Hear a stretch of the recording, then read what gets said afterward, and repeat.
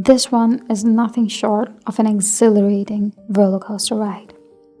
The movie begins in September 1989, where we see a happily laughing couple in their mid to late 30s. Laurence is an award-winning literature teacher from Montreal, and the opening dialogue lets us into Laurence's mind. It sets the tone for us to understand the sources of the scholar's struggles and his needs. You're going to come at me in the comment section for the pronouns. Anyway, the introductory scene delves into the gaze of normal people at the sight of anything that is deemed to be not normal.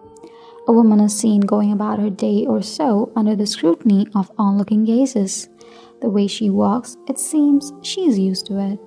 Post the prologue, we are brought into one of Laurence's lectures. While talking about the difficulties faced by authors during the post-World War II period, Laurence mentions that the famous author Proust had a talent that had a precedence over his true self.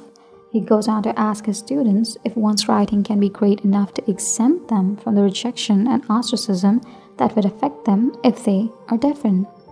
A happy relationship gets thrown into turmoil as Laurence's repression of his true identity starts troubling him. A sheer look at the female body and his true identity seeks an outlet. The way he controls his struggles lets us know that he has gone through it a lot, maybe his entire life. Understanding Laurence is crucial to understand the way he loves. In reflection on his younger days, Laurence mentions how once he had thrown all his watches away for a period of time in order to not see time go by. He also mentions how in his childhood he would hold his breath for the longest, not knowing how long he would last underwater. For him, death was only a breath away. This piece of information is important as it lets us know how difficult every breath outside water is for Laurence. It's important to establish that Laurence and Fred share a truly beautiful love, which faces its biggest challenge, post a Christmas surprise revelation, the love that is barely visible within his own family. Whatever assurance Laurence has comes only from his girlfriend, and all it takes is one sentence from her: "Let's do this together."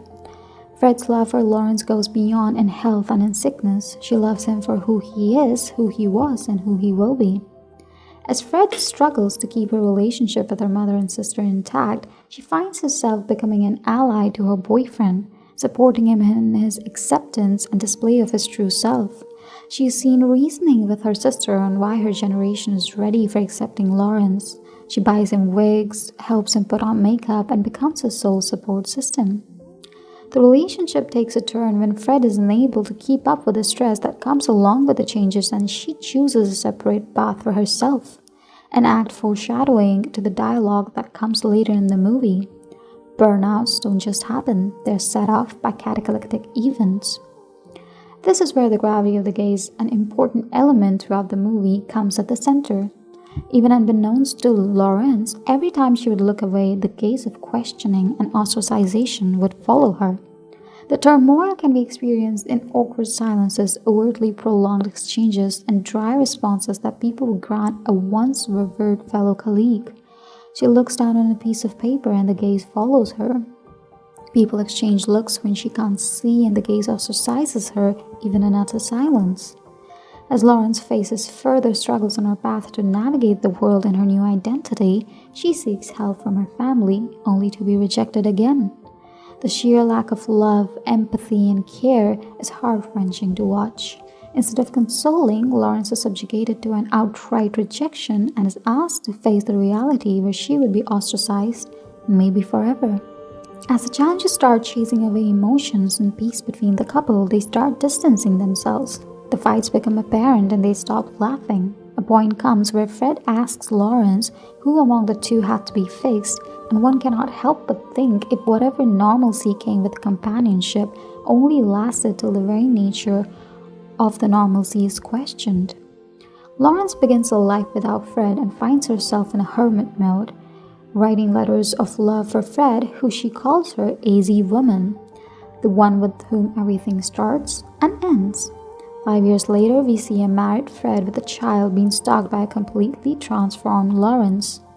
Although both seem to have moved on in terms of time and distance from each other, there is a starkly evident loss in their lives.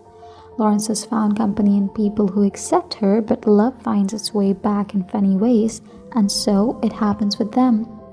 Laurence's mother finally accepts her daughter, acknowledging her. On the other end, we see a completely shattered Fred scrolling through papers of poetry written by Laurence Alia as she is unable to keep up with her own life. There are a few lines, if not mentioned from the poem, "It would be a crime." Seasons fall from branches, her back lies against tranquil skin.